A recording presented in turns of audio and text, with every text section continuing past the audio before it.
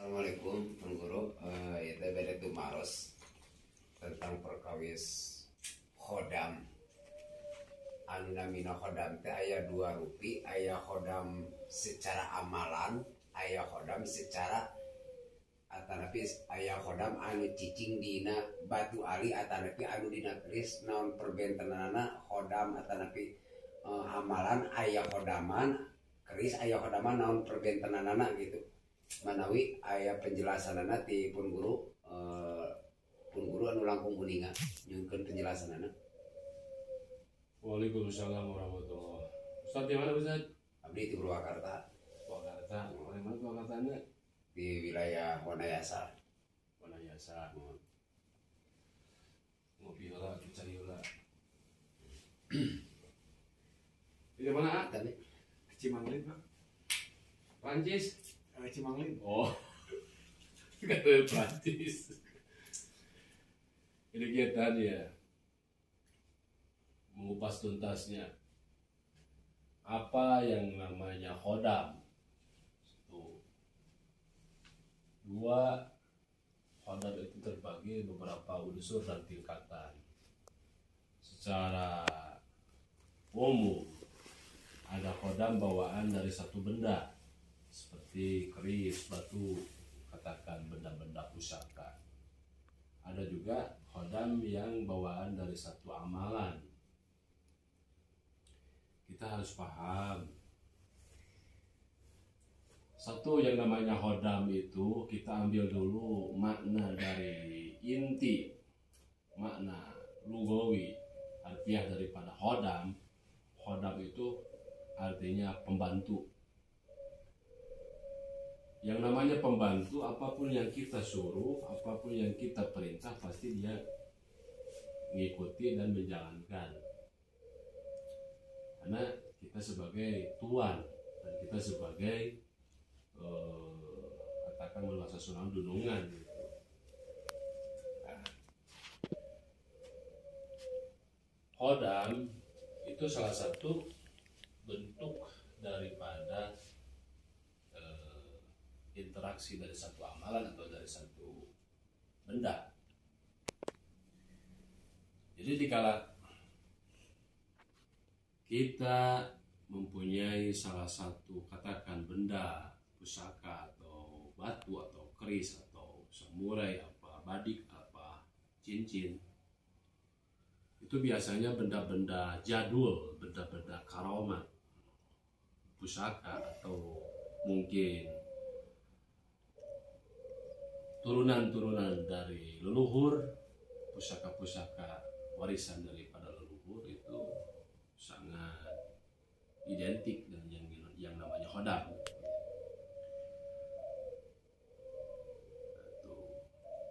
Kedua, ada khodam yang berbentuk daripada satu kalimat. Itu fungsinya sama. Cuman mungkin kalau khodam yang dari barang itu hasil karya riyadhah seseorang. Untuk orang Sunda mah hasil tatapa, riyadhah, semedi, sesepuh kepungkur. Itu hati-hati. Karena kita mempunyai barang tersebut harus diiringi dengan ridhonya orang tersebut yang memiliki benda pusaka tersebut. Atau bisa juga pusaka barang-barang bertuah yang hasil narik dengan salah satu ilmu dari satu tempat-tempat karomat atau tempat-tempat yang diyakini di tempat tersebut ada benda bertuah. Itu pun sama, kalau kita ambil, kita tarik, harus ada ridho dari sang pemilik barang tersebut. Kalau kita paksa, hasilnya ima wa ima, bisa negatif, bisa positif. Di situ ada sisi keberkahan, ada berkahnya, maslahatnya, ada mafasidnya, ada kejelekannya. hanya sedikit orang yang megang satu pusaka, satu barang. Terkadang amaliyahnya, perbuatannya suka berbeda. Kunaon sih bisa praktis kau barang ini panas, hawana teh hayang we,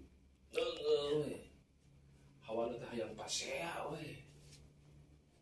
Kemungkinan barang tersebut tidak diiringi dengan ridhonya sang pemilik barang tersebut.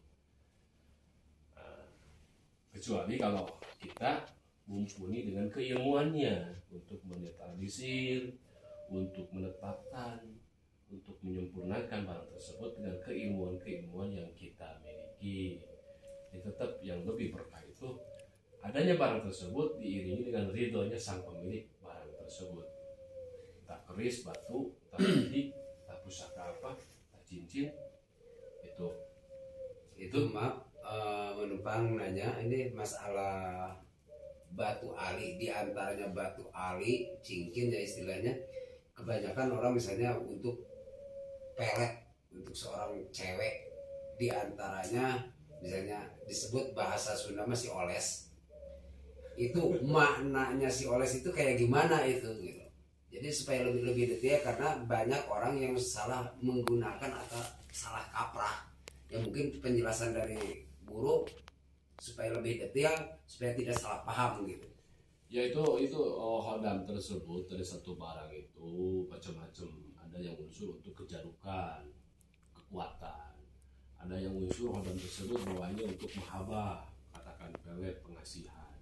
Ada yang unsur hodam tersebut dari barang tersebut bawahnya untuk duniawi, untuk kesuksesan. Tinggal kita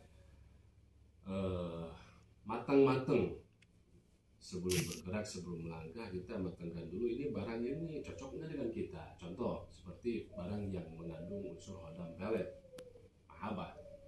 Nah, unsur dan visinya sama. Jika kita disalahgunakan, entah barang yang berbentuk hodam untuk kekuatan, kesaktian, kejadukan, entah yang berbentuk untuk pelet, mahabbah, pengasihan, entah untuk berbentuk seperti wibawa, karisma, atau barang tersebut hodamnya untuk keduniawian. Kalau kita salah jalan, pasti suatu saat hasilnya pun akan negatif.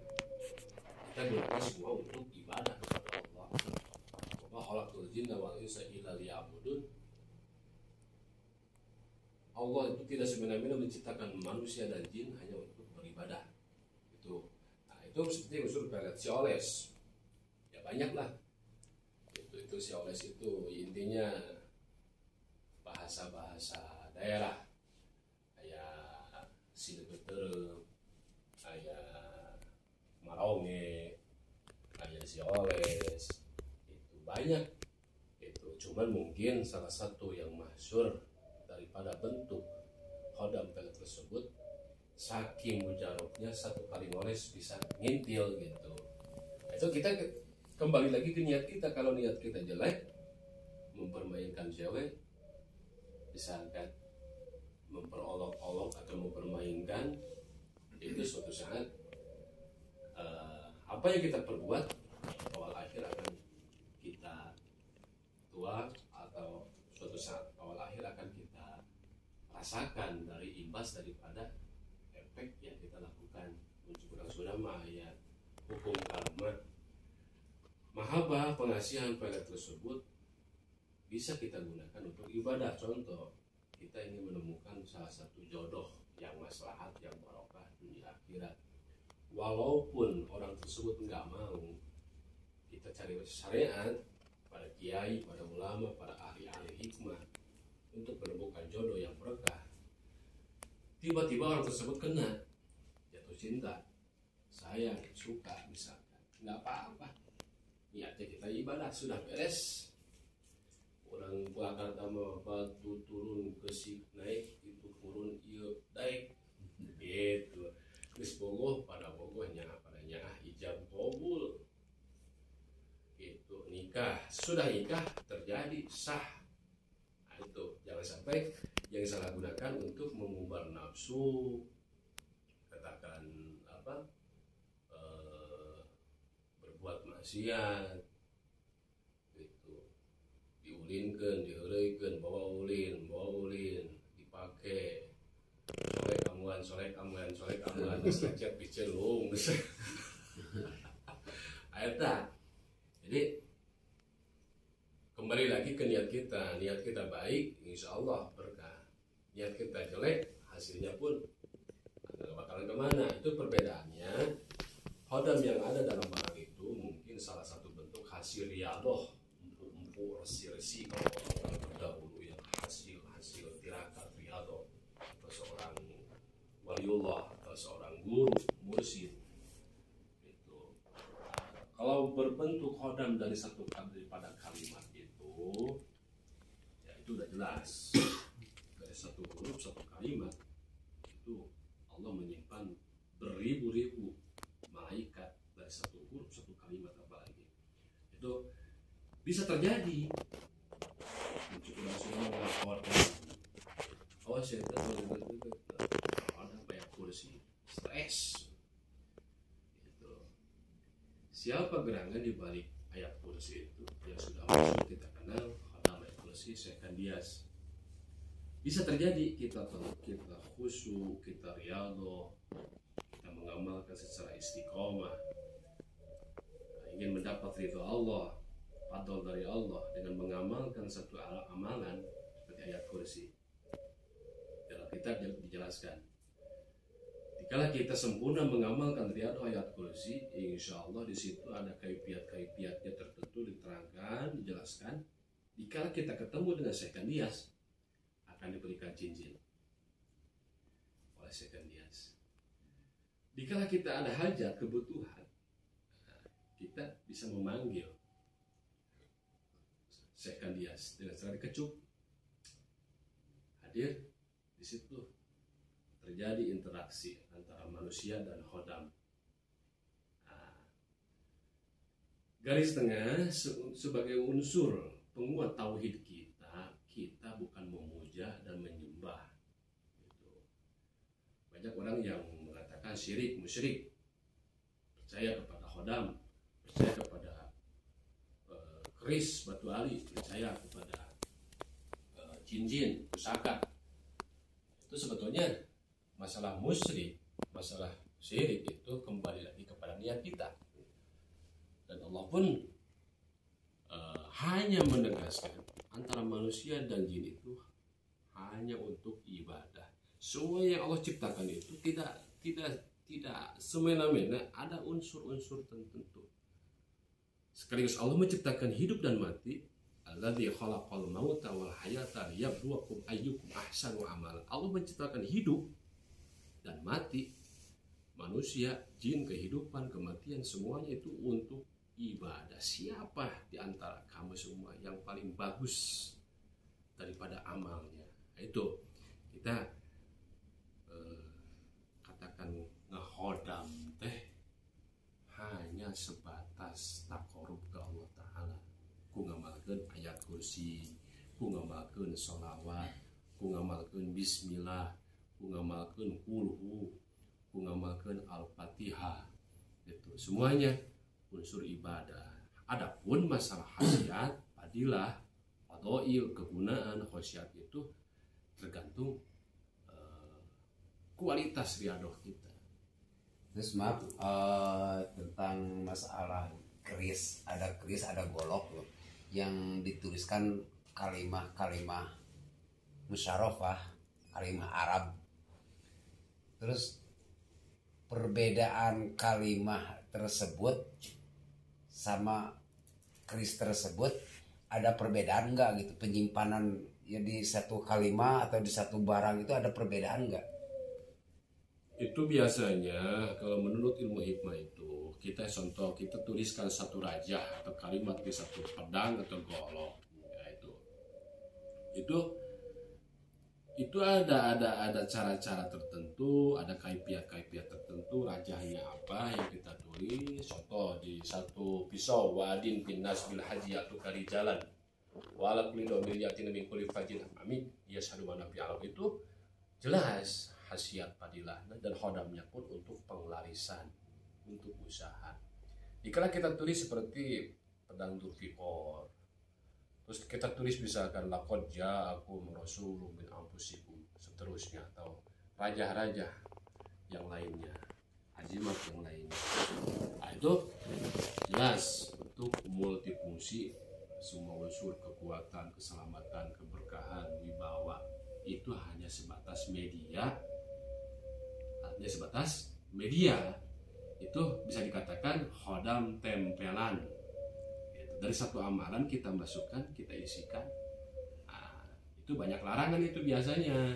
Itu nggak khodamnya itu untuk selama-lamanya apa hanya sepintas itu? Bisa terjadi untuk selamanya kalau pengisinya kuat dan bisa mengunci, jangan sampai lari dan kabur. Seperti contoh, kan di situ ada larangan. Jangan kebawa ke air, jangan kebawa kencing. Itu biasanya ada seperti itu, ada larangan-larangannya. Kalau berbentuk barang misalkan yang tidak bertuliskan, itu biasanya barang-barang yang ori, asli, pusaka-pusaka terdahulu itu tanpa ada tulisan itu. Dan khodamnya pun khodam alami. Khodam alami itu prosesnya proses tirakat itu. Makanya di situ ada khodam alami, khodam alam, ada khodam tempelan. Maksud tempelan itu proses riadohnya dengan cara-cara hikmah tertentu. Itu semuanya unsurnya sama, hanya sebatas media, bukan dijadikan salah satu pegangan menentukan kehidupan kita, mati dan hidup kita. Itu salah. Hanya sebatas syariat, media. Itu selebihnya hakikatnya Allah Ta'ala. Itu. Jadi tauhid kita harus lebih kuat. Sehebat apapun barang tersebut tidak bisa melebihi atas kehendak Allah. Berarti sebelum mau tahu tentang masalah hal-hal yang gaib lah istilahnya, itu kan barang-barang itu pengisiannya gaib ya. Berarti harus didasari akidah yang kuat dulu gitu. Pasti. Makanya orang yang mengkaji ilmu hikmah, kebatinan itu harus diiringi dengan ilmu syariat. Tauhid kita harus lebih kuat. Jangan sampai kita mengamalkan satu ilmu, hasil jahit kemudian hasilnya tidak memuaskan atau bisa terjadi hal-hal negatif. Itu tauhid kita harus lebih kuat. Oh, ternyata ini hanya sebatas thariqah, perjalanan menuju ridha Allah dan mengharap ridha dari Allah. Jadi menurut orang mah ngamalkeun hiji ilmu hayang beunghar, diamalkeun sholawat nariyah, diamalkeun ayeuna hiji waqiah bari riyadhah. Geus beres riyadhah, beres wirid beunghar henteu engko kulutus. Wah, goblok ya, ilmu teu balik bisa. Jadi bukan ilmu yang tidak benar, mungkin proses riyadhah kita ada yang kurang. Mungkin daripada sanad keilmuan tersebut tidak jelas dari mana, dari siapa. Itu ilmu tersebut menjadikan satu jembatan untuk menghasilkan satu hajat. Oh, sanadnya jelas dari an. Oh, bukan ilmu-ilmu yang tidak pasti. Itu. Jadi tauhid kita, syariatnya harus kuat. Hanya semata-mata mengharapkan ridha Allah Ta'ala. Terus maaf ini tentang masalah seseorang ngamalkan hiji wirid atau riyadhah suatu amalan, di antaranya salah seorang bisa jadi stres, itu diakibatkan karena dia ngamalkan suatu amalan tetapi ilmu yang diijazahkan, tapi kenapa dia itu bisa stres? Apa yang menyebabkan orang tersebut bisa jadi stres? Aya istilah bahasa kampung, bahasa Sunda mah kawalat tina ilmu. Itu penjelasan supaya lebih detail, karena kebanyakan orang itu mengamalkan ilmu tanpa sanad gitu, tanpa guru. Untuk penjelasan mungkin supaya lebih detail gitu. Iya, makanya ilmu itu, kualitas dan kadar ilmu itu kita pertama lihat dulu gurunya, lihat dulu sanadnya. Karena ada bahasa bahasa al-isnadu minad-din, sanad itu sebagian daripada agama, sebagian daripada keimanan, sebagian daripada keberkahan. Makanya sanadnya harus jelas. Bisa terjadi seperti itu bertolak arah. Al ilmu nurun, ilmu itu cahaya, tidak akan menjadikan madorot kalau kita betul-betul mengamalkannya. Satu, mungkin bisa terjadi niatnya kita salah, mengamalkan satu amalan pengen sakti, pengen jaduk, pengen kesaktian. Jadi yang harus kita benahi itu niat kita, lihusnun niat kita mengharapkan ridho Allah, berkah dari seorang guru, dan kita amalkan sesuai kaifiah tata cara yang guru diterangkan. Betul. Jadi ilmu itu tidak akan menjadikan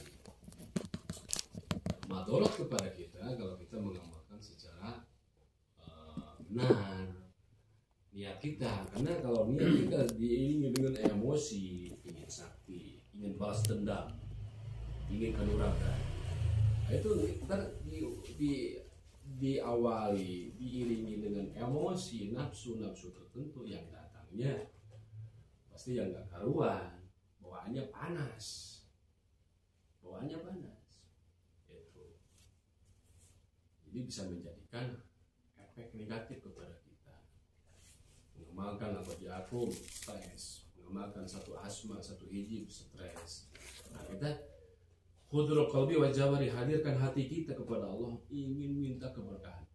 Wa jawari, anggota kita mengamalkan dengan penuh keikhlasan supaya hasilnya bagus dan berkah gitu. Insya Allah nggak bakalan terjadi seperti hal-hal yang enggak stres, orang kampung menggelok gara-gara ilmu gitu. Nah, jadi satu ilmu dulu kita perdalam. Ada satu hadis, man tabaharu fi ilmin wahidin yuhtada bi lasairul ulum. Satu ilmu yang kita kaji secara melekat. Jika kita sudah tabahur satu ilmu, akan terbuka keberkahan ilmu-ilmu yang lain, akan terbuka ilmu-ilmu yang lain. Itu maaf, untuk mengeluarkan diantaranya orang yang stres tadi karena mengamalkan hiji amalan, untuk mengeluarkan penyakit tersebut, apa bisa dikeluarkan secara spontanitas, apa secara dohiriah, itu gimana gitu guru? Biasanya itu yang lebih peka dan lebih cepat itu untuk menetralisir, membersihkan dan mencabut hadam-hadam keilmuan dari ilmu tersebut, harus datang lagi ke orang yang memberikan ilmu tersebut gitu. Jadi ilmu ini katakan dari Kiai Anu, dari Ustadz Anu, unsurnya awalnya yaitu kembali lagi ke Shahidul Ijazah untuk dinetralisir, dibersihkan. Kalau ke orang lain bisa terjadi ada efek beradu, jadi panas karena bukan Shahidul Ijazah, malah terjadilah berbenturan power dari satu amalan yang lain gitu. Makanya orang tersebut gak bakalan kuat. Jika diobatin malah jadi lebih parah itu. Nah, jadi kita apapun tersebut, barang, pusaka, barang-barang bertuah, atau ilmu asma wingi atau hijib bertuah, itu semuanya hanya sarana perjalanan kita menuju kepada Allah dan meminta fadl daripada Allah Ta'ala. Kita diiringi dengan rasa roja yang penuh dengan keyakinan mengamalkan satu amalan, ingin berkah dunia akhirat. Adapun terjadi seperti konteks seperti kekuatan, keselamatan, kebal, manusia tidak ada yang kebal. Tidak ada yang kebal manusia itu. Tidak ada yang kebal. Kenapa? Karena sudah distempel dengan bahasa lafaz la haula wala quwata illa billahil aliyyil. Adapun terjadi seperti kebal itu hanya sedikit diberikan keselamatan oleh Allah. Tidak ada satu unsur pun kesombongan dalam diri kita. Terjadi misalkan anti peluru, hanya sedikit Allah berikan keselamatan. Terjadi misalkan pengeroyokan dari satu gelombongan, misalkan orang-orang jahat, orang dolim, orang hasut, kita dinaungi oleh Allah Ta'ala, diberikan keselamatan, kembali lagi kepada Allah Ta'ala. Itu seperti contoh halnya ini nih. Nah, ini barang-barang jadul. Ini barang jadul, ya. Yang mana barang ini warisan dari leluhur. Media seperti ini ada dua, ada yang KW, ada yang KW. Ini sangat luar biasa dan saya lestarikan karena peninggalan nenek moyang. Yang saya yakini secara dohir aja. Jadi dikala air tersebut sudah kita tawasulan, riyadhoi dengan sholawat, dengan manaqib, dengan amalan-amalan asma-asma tertentu, sekian menit air ini kadar pH-nya, sedohirnya aja, sedohirnya ini bisa setara dengan air pH yang berkualitas seperti Milagros, Kangen Water. Ini tanpa ada unsur mesin. Dan di situ terjadi dari gabungan keberkahan dari satu amalan yang kita baca dan keunikan dari satu benda tersebut untuk segala unsur pengobatan medis non medis, untuk keselamatan, untuk wibawa, untuk penarik hajat, hanya sebatas syariat meminta kepada Allah untuk mengabulkan semua hajat gitu. Ini memang salah satu benda barang jadul yang saya lestarikan. Itu bisa dicontohkan kayak gimana Kak? Itu guru bisa dicontohkan ya tadi untuk menetralisir kayak gimana gitu. Contoh-contoh Ya pertama mungkin yang kita taruh dulu air, ya kita pakai syariat perjalanan keilmuan yang dari guru-guru yang kita terima, sholat hajat, tawasul, terus kita bacakan asma-asma, amalan-amalan, sholawat-sholawat, dan keilmuan-keilmuan yang lain supaya multifungsi. Hanya sebatas mungkin ini ada keunikan, bisa menimbulkan getaran bunyi yang ori asli itu. bisa diperlihatkan, bisa di Insya Allah bisa. Ini bukan suara hodam, bukan suara jin. Ini ori asli daripada benda tersebut.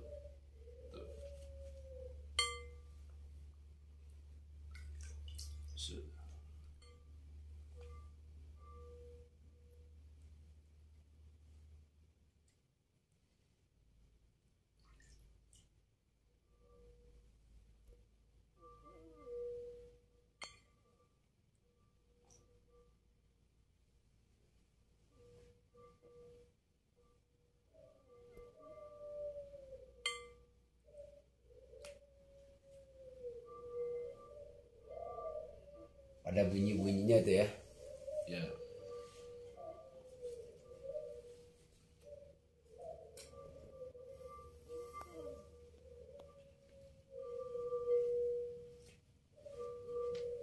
Dia harus basah.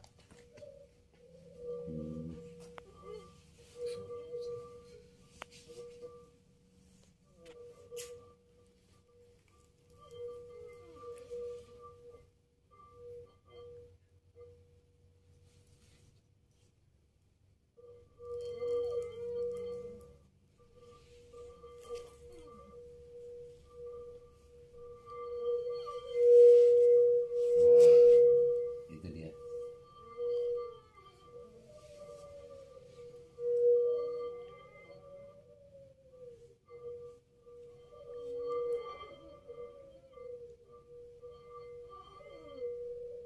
Itu bukan suara-suara makhluk gaib itu ya. Bukan asli ori ini. Itu karena efek dari pengisian asma apa gimana itu? Asli ini, Bang. Asli. Asli dari barang, bukan dari asma. Kalau asma mungkin dari satu benda air yang kita isi.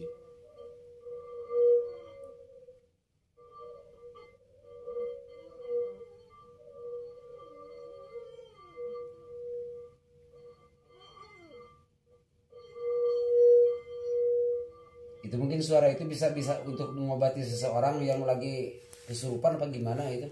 Karena suaranya agak ngilu gitu. Iya, bisa. Ya intinya paduan daripada khasiat air ini dan dengan amalan-amalan yang kita isikan.